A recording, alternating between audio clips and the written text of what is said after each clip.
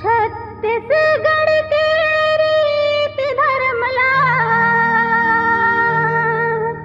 जन जन ला समझाना है।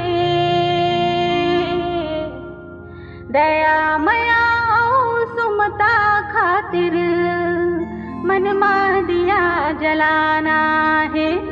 दया मया और सुमता खातिर मन में दिया जलाना है।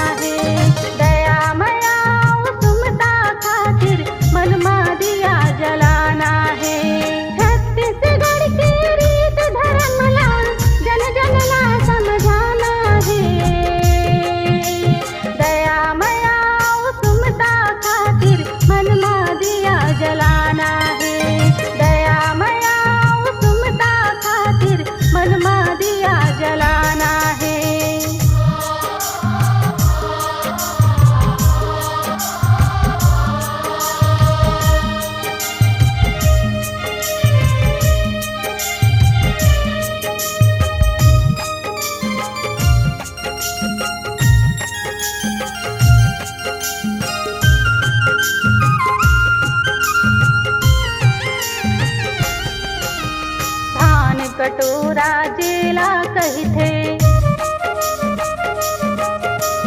अन धन के ये ठाती है।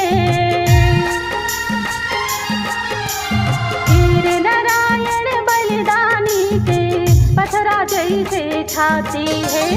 वीर नारायण बलिदानी के पथरा जैसे छाती है। गंगा के जैसे पावन है। गंगा के जैसे पावन है महानदी के पानी जी। ये भुइया माँ खेती कर भी तट सबके जिंदगानी जी। ये भुइया माँ खेती कर भी तट सबके जिंदगानी जी। संगवारी गुर तुर भाखा के संगवारी गुर तुर भाखा के अमृत धार बहाना है। दया मया और सुमता खातिर मन में दिया जलाना है। दया मया और सुमता खातिर मन में दिया जलाना है।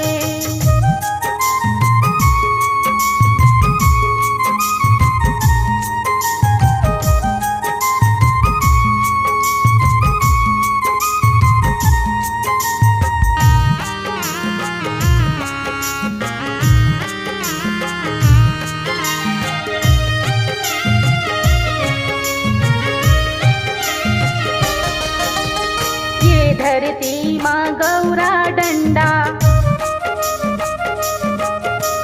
कर्मा सुआद दरिया है। हरे मझनिया नांगर जोतत कमिया बेटा करिया है। हरे मझनिया नांगर जोतत कमिया बेटा करिया है। चोंगीला फूकत बरवट माँ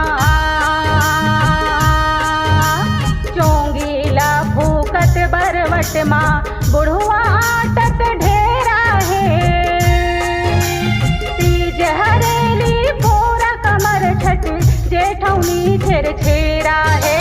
तीज हरेली पूरा कमर छठ जेठौनी छेर छेरा है। बड़ा सोहारी ठेठरी खुरमी बड़ा सोहारी ठेठरी खुरमी मिलजुल के अब खाना है। दया मया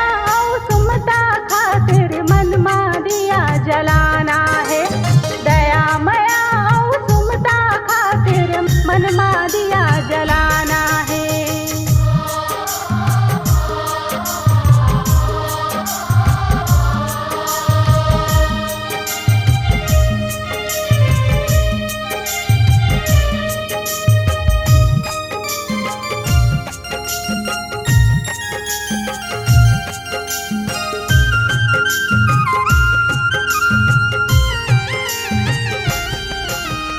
हमरो ये बबरित भुइया के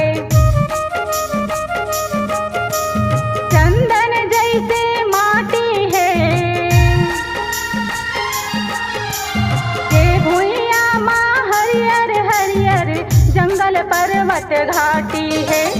ये भुइया माँ हरियर हरियर जंगल पर्वत घाटी है। बड़े बड़े बिजली संयंत्र